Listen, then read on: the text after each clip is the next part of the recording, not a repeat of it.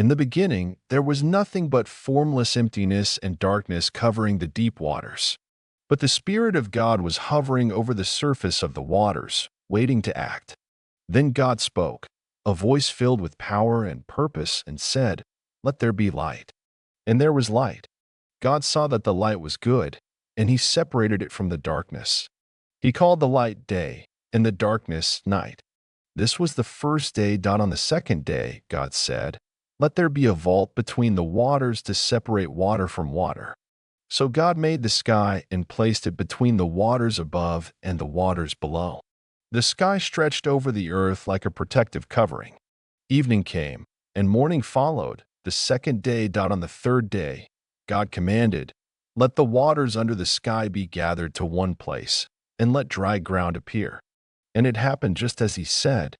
The dry ground was called land, and the gathered waters were called seas. God saw that it was good. Then he said, "Let the land produce vegetation, seed-bearing plants and trees that bear fruit with seed in it." And the earth responded. Green grass sprouted, colorful flowers bloomed, and fruit trees rose from the soil, heavy with produce. Evening came, and morning followed, the third day. On the fourth day, God said, "Let there be lights in the vault of the sky to separate the day from the night. Let them mark seasons, days, and years, and give light to the earth." So God made two great lights, the greater light to govern the day, the sun, and the lesser light to govern the night, the moon. He also made the stars, scattering them across the vast sky. The heavens sparkled with brilliance. God saw it was good. Evening came, and morning followed, the fourth day. On the fifth day, God said, "Let the waters teem with living creatures, and let birds fly above the earth across the sky." So he created the great sea creatures, fish of every size and color, and every kind of bird, soaring eagles, fluttering sparrows, and songbirds that filled the sky with melody.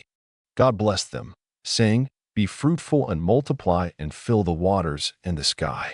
Evening came, and morning followed, the fifth day. On the sixth day, God turned to the earth and said, "Let the land produce living creatures according to their kinds, livestock, wild animals, and creatures that move along the ground." And so it was. Lions roared, elephants marched, rabbits hopped, and ants crawled. God saw that it was good. Then came the most sacred act of creation. God said, "Let us make man in our image, after our likeness. Let them have dominion over the fish of the sea, the birds of the air, the animals, and all the earth." So God formed man from the dust of the ground and breathed into his nostrils the breath of life, and the man became a living being. His name was Adam. God saw that it was not good for man to be alone. So he caused Adam to fall into a deep sleep, and while he slept, God took one of his ribs and made a woman from it.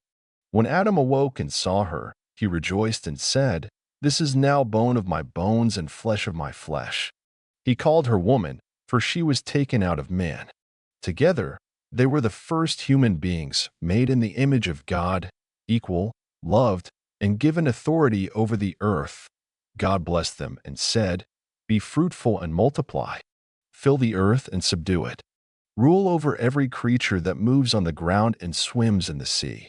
He gave them every seed-bearing plant for food and declared all he had made very good. It was not just good, it was perfect. Evening came, and morning followed, the sixth day. On the seventh day, God's work of creation was complete. The heavens and the earth were finished in all their vast beauty and detail. So on the seventh day, God rested from all his work. He didn't rest because he was tired. He rested to set an example of peace, rhythm, and holy order. He blessed the